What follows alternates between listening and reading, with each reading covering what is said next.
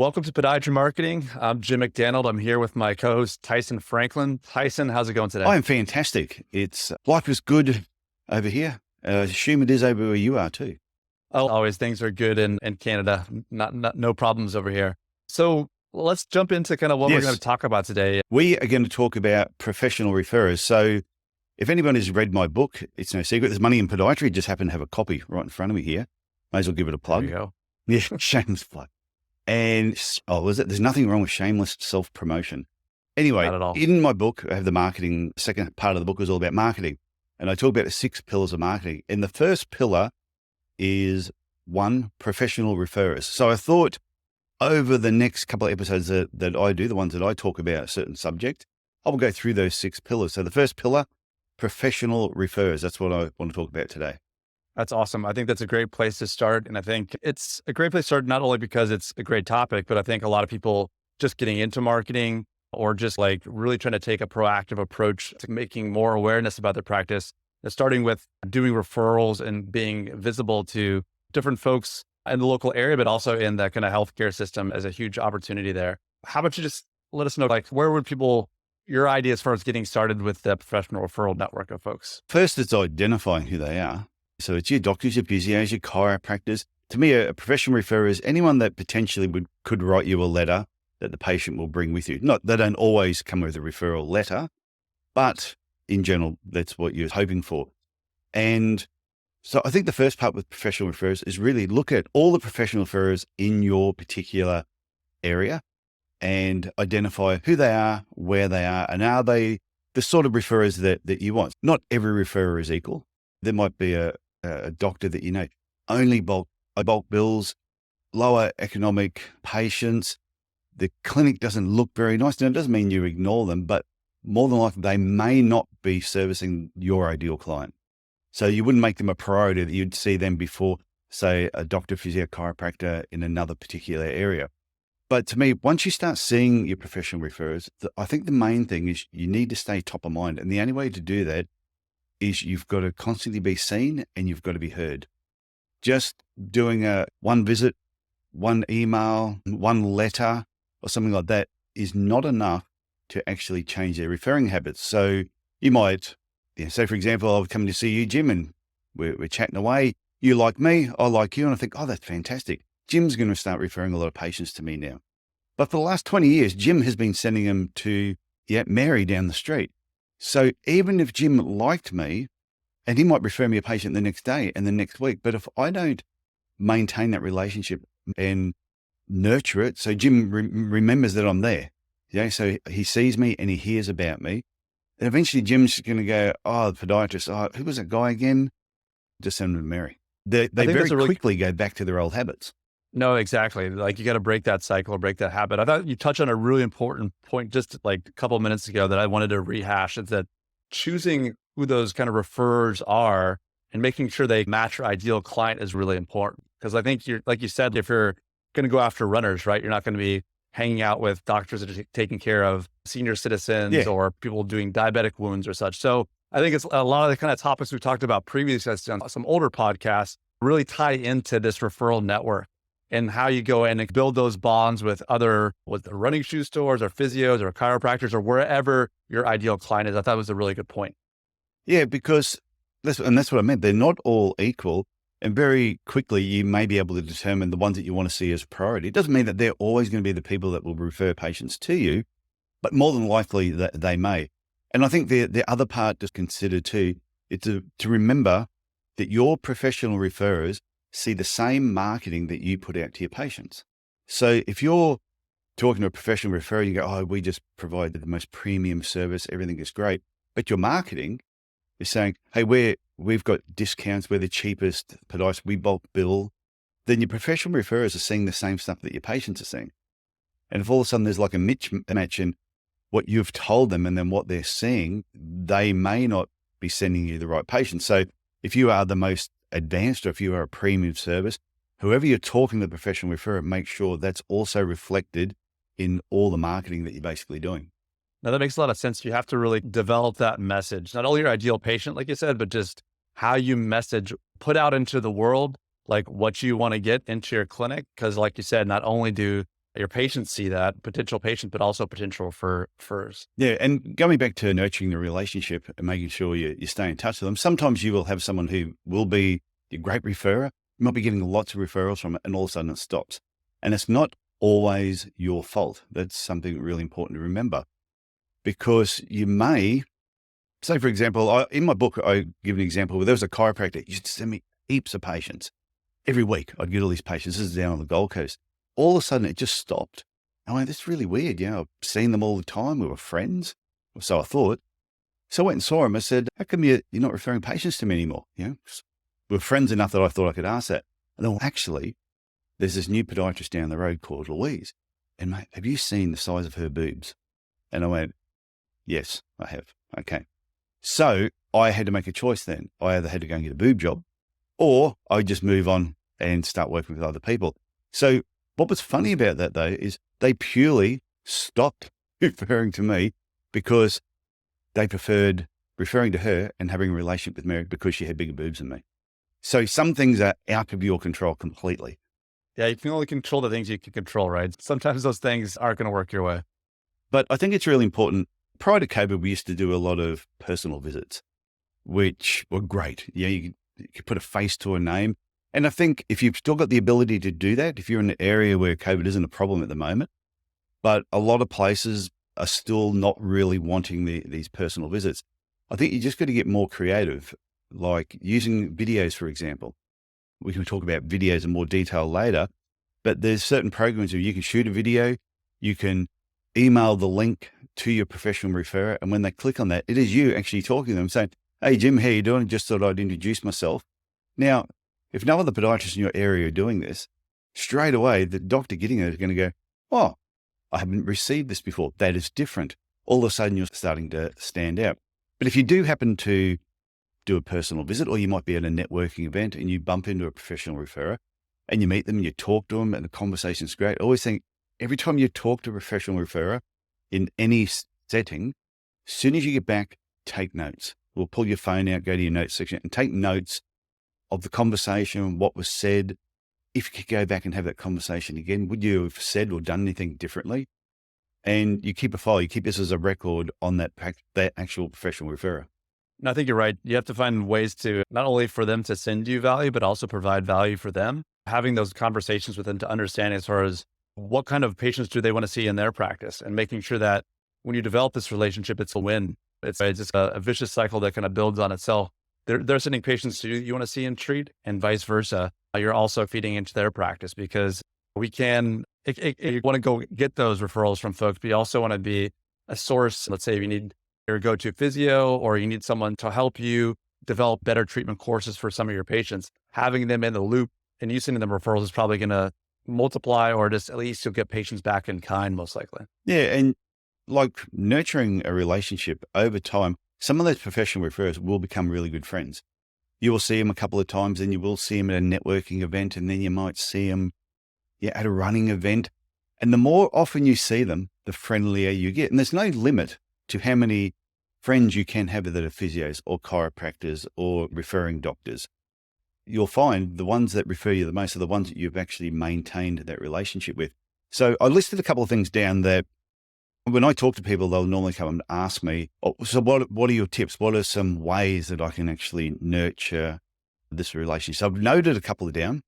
Everyone knows that you give a referral from somebody, might be a local physio, there's a letter, you read it, you treat the patient, and you write back. I call that an expected report. When the physios refer them to you, they're assuming you're probably going to send a report back, what your findings were, or what sort of treatment you're going to do. One tip, always just write in plain English. Don't use all the podiatry term and jargon. It just confuses them. They don't know what we're talking about. So keep it simple. But the other type of report is what I call an unexpected report. And that's when patient comes and sees you, it might be a knee problem, you treat it, they think you're awesome, you go, great. And during the conversation, you would say, oh, by the way, have you ever seen your physio or doctor about this? And they go, yeah, I had mentioned my knee problem. The physio was looking at ages ago. And I go, oh, they never told you to see a podiatrist. No, it never came up in conversation. Okay, would you mind if I actually wrote to your physio so this could be part of your medical file with them? that they just know that you've come to me with that knee problem, had treatment, it's now going great. Patients always say yes. You write the report to the physio, very polite, just saying, "I'll just let you know, yeah, Mary came in and saw me. I had this knee problem. She mentioned that she may have mentioned it to you in the past. She wasn't quite sure. Anyway, this is the treatment I've done. These are the results we've had. You may see Mary again before I do, so can you just keep an eye on it?" Usually by the time you do about the third report, all of a sudden, whoever that person was, you start getting referrals from them because they're realizing, hang on, this person thinks I'm a bit of a dill because I'm not. Yeah, that's a third patient now with a knee problem that they've fixed that I have not referred on. So that's what I call an unexpected report. And that works really well. No, I think it's important to build those connections, right? Even if you don't have a connection right away with that person, whether you're helping facilitate the care of people in the local area and whether they're taken off guard by that or just definitely it makes you definitely them more aware of who you are and the kind of care you're providing. I think one thing we hadn't talked about, and I thought we're talking about a lot of external specialties and a lot of external chiropractors and physios. I think there is also internal kind of podiatry referrals as well. I think this happens a lot in the US because there's a very big spectrum or range in care that people will provide. Some people are really happy to be the sports medicine orthotic person doing a lot of kind of musculoskeletal care. And then there's other people that really want to be the surgeon, the trauma specialist, the diabetic wound care specialist. So even though we're all podiatrists, it's also important to realize that there are these kind of small subspecialties. And if you don't enjoy doing wound care and Dr. Smith down the road enjoys doing it, building kind of a positive intradisciplinary podiatry referral network can also be something to explore. Oh, I agree. I remember when we set up a particular podiatry business and it was just 100% sports biomechanics orthotics. That's all we were doing. No general foot care. However, in the town at the time, I think there were two podiatrists there. And then I was telling them that I was setting up this business, not doing any general foot care. Both of them really didn't want to have anything to do with me because I was going to be in opposition. I'm thinking, hang on, guys, you're not understanding. I'm not doing any general foot care. Your businesses are quite busy with general foot care. Anyone that comes to me, I need to refer them somewhere. Neither of them wanted to have anything to do with me because I was now the new competition in town. I'm thinking, I'm just scratching my head going, okay, I know you do biomechanics and orthotics as well, but when somebody comes to me and says, I want an ingrown toenail treated, which we weren't going to do, I want to send them somewhere, but neither of them wanted to form a relationship. So I think that's a really good point that you can get referrals from other podiatrists if you're smart enough to talk to each other and find out what your likes and dislikes are. That can be a hard part though, right? Because you get out of training or you're just like in a new place and you really feel like you have to like stake your claim to that area. But just like you said, there's going to be some things you do really well, and then there's other things you don't want to do. And just finding those people to help complement the care that you provide can be hugely beneficial and a very symbiotic relationship. Oh, it's no different to when any clinic I've had when I was working there myself. I don't treat ulcers. It's just, I don't do it. Someone's gone, no, I've got this ulcer. Don't show it to me. I'm not interested. I don't want to treat it. It'll make me sick. So I would always just send them off somewhere else. But it's having that relationship with other podiatrists, which is really important. So one of the other things, a tip I'd give people to build up this relationship, find an excuse to email them. So Jim, if you were the podiatrist I'm having a relationship with, and I want to nurture that relationship more, is I just got to find an excuse to email you. Oh, our hours have changed. Oh, we've got a new staff member. We've bought a new piece of equipment. Oh, the hours have changed again. We're now open on weekends. We're doing something new. Oh, we went off and did some extra training and we brought back this extra knowledge. It's just find an excuse. It doesn't mean you're emailing them every single day, but you just want to at least be in contact with them every few weeks so they know that you're there. And then that ties into creating, like you might have a newsletter for your patients, but create a newsletter for your professional referrers as well. That is a little bit more technical, but it's still about your business, about your team, and just do it once a month. I've never had, when we had our professional referrer database and we were sending newsletters to them, never had one ever unsubscribe from it. They want what's best for the kind of the patients in the local area as well, right? If you're making improvements in the health of the local community through better procedures, better technology, something that they can help their patients live happier, healthier lives, and they're the one that referred to you to receive that care, they're part of that kind of chain of care, and they can receive a little bit of the like goodwill from the patient if they do that. So I think that's keeping them in the loop and keeping them informed as a helpful thing, not only for the two physicians in concert, but also for those patients that benefit from the care. Yeah. So I think some people think, oh, I don't want to annoy them. You're not if you're annoying them, they will tell you, excuse me, but you're annoying me. And I've had some doctors where they've outright said to me, I will never refer a patient to you. And there's been numerous reasons. It could be their brother's a podiatrist, or they prefer the girl down the road that's got bigger boobs than me. But there's sometimes it could just be a personality thing. You meet them and you just don't get on, and you can feel it when you're talking to them. But sometimes you'll meet somebody and you'll go, you'll walk away and go, that was a 10 out of 10 meeting, and they never refer a patient to you. And other times you can walk out going, I'm pretty sure the guy wanted to club me over the head and bury me in the back of the clinic. He does not like me. I just got that vibe. He doesn't like me. And eventually it becomes your best referrer. So you can't, that first meeting, you can't assume that's always, usually it's a good indicator, but not always.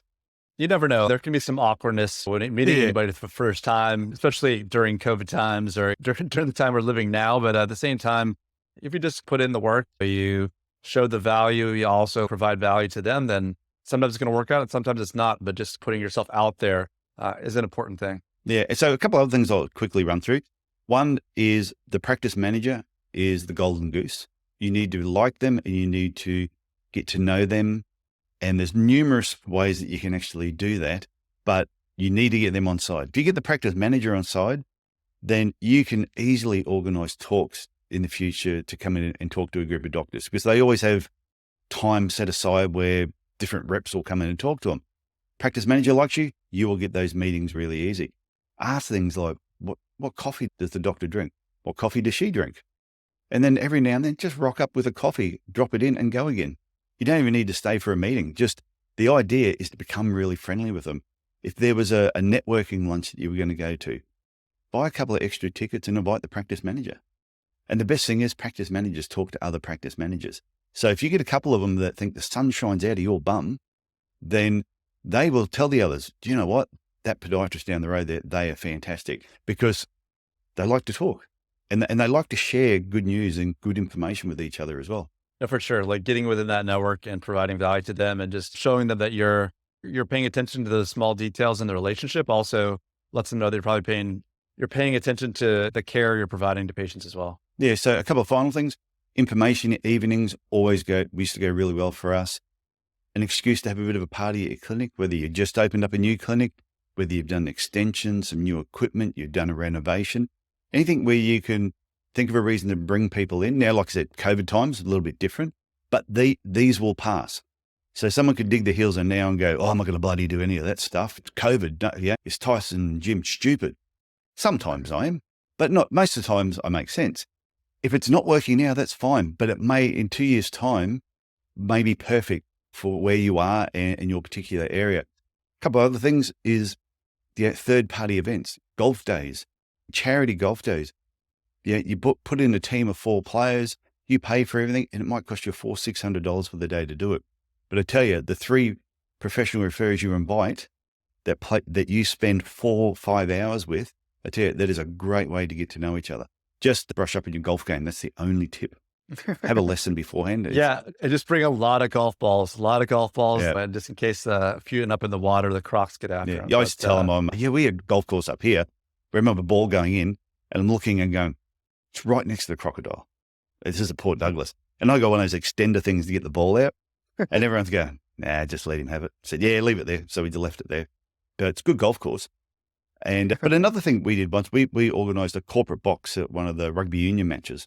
And I think at the time it cost us $1,500. It was all the food, everything included, and we could invite 10 people.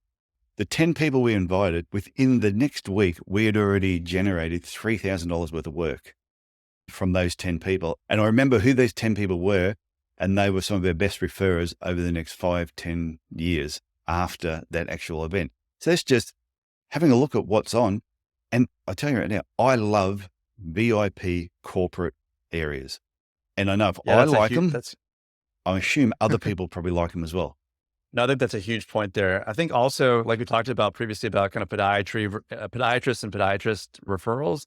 If there's not a monthly or a quarterly journal club in your local area, that's one way to get to know the other podiatrists in your local area that want to collaborate and want to work with other people. It's a value add. You get different perspectives about different types of care. It's just maybe it's even more than just a journal club. It's just case studies. It can be ways to build bonds and relationships with people in the local area. Also, if you're looking to be, let's say it's sports medicine podiatrist, or there's a certain area that you have a very big interest in, and you know whether they're your current referrers or not, who those people are. Let's say I want to see nothing but running patients. If I'm in a big enough local area, maybe I invite 5 or 6 of these potential referrers to present with me in a local event about running injuries, or there's ways to create ways to network. Obviously, COVID times, it makes it a little different, all these disclaimers with COVID, but at the same time, once things get back to normal a bit, having this, people are going to be very, I think, into in-person events. I know that I'm definitely dying to get down to the US and see some of my podiatry resident school colleagues, just to hang out, go at some of these meetings. But in your local area as well, there's going to be, I think, a need for some of this kind of camaraderie in person. And if you're the meeting organizer for something that's very centric to what you want to do in your practice, that could be a huge catalyst for additional refers, which it might be a lot of work, like you talked about, or corporate events might be a little bit of money up front, but the work and the money you put up front might create a stream of referrals and professional relationships that might last a lifetime. It definitely does. For example, in Cairns here, we have Cairns Taipans in the National Basketball League. You can just book a corporate box for a one-off game, and I think it's $1,100. It's not a huge amount of money. Now, some people might go, oh, that's too much. It's not a lot of money when you can have 6 or 8 people in the box. So it works out in the 100, 150 a head. Yet you might spend another $200 on food, but even if the whole night costs you $1,500, I always say, use the orthotic economy. How many pairs of orthotics do you need to get from those 6 or 7 referrers that you invite along to actually pay for that corporate box? But I know people will drop 2,000-3,000 in other forms of advertising for a one-off thing, or somebody might go for a couple of ads somewhere, and they don't get much of a response from it. But this is how you nurture relationships: is invest up front, get to know them, get to see what they like and don't like, and at the same time have a bit of fun. People enjoy going along to events, especially if they like basketball, especially if they like football. You've got to find if they like playing golf. But I just want to go a couple of other things just before we wrap up, because I'm just looking at the time. Over here in Australia, what I usually say to people, acknowledge Australia Day. Everybody celebrates Christmas. Everyone sends them cards and does other things. But who celebrates Australia Day? Or in America, it might be American Independence Day. Is celebrate that day. Do something leading up to it that is a celebration. We used to have bottles of wine that we did up Australia Day, bottles of wine, that we would go and deliver the day before Australia Day to our professional referrers. Went over a treat. And the last thing I want to say, that to wrap up, is track your engagement. Keep track of where you're having contact with your referrers, and also your referral numbers. And things that are going really well, when you do it, you got a lot of referrals from that. Double down on it. Put more time and effort into it. Things that aren't working. So if you've sent all your professional referrers boxes of chocolates at Christmas time and it made no difference, stop sending boxes of chocolates at Christmas time. Pick another day, 14th of April, pick any day, and just say, we're now celebrating the 14th of April because nobody else is, and that will show that you're different. Give them the box of chocolates then, and it'll probably stand out. So I think I've run out I've got so much more I could say, but I'll leave that for another time. No, I think we've got plenty of podcasts coming down in the future. We'll be able to share some more of that knowledge. And obviously, different types of referrals are huge. So I'm sure we'll touch more on that subject in the future. But I really appreciate you sharing this knowledge with us today, Tyson. And I'm looking forward to the next one with you. Yeah, me too, Jim. I look forward to it. I'll talk to you later. Sounds great.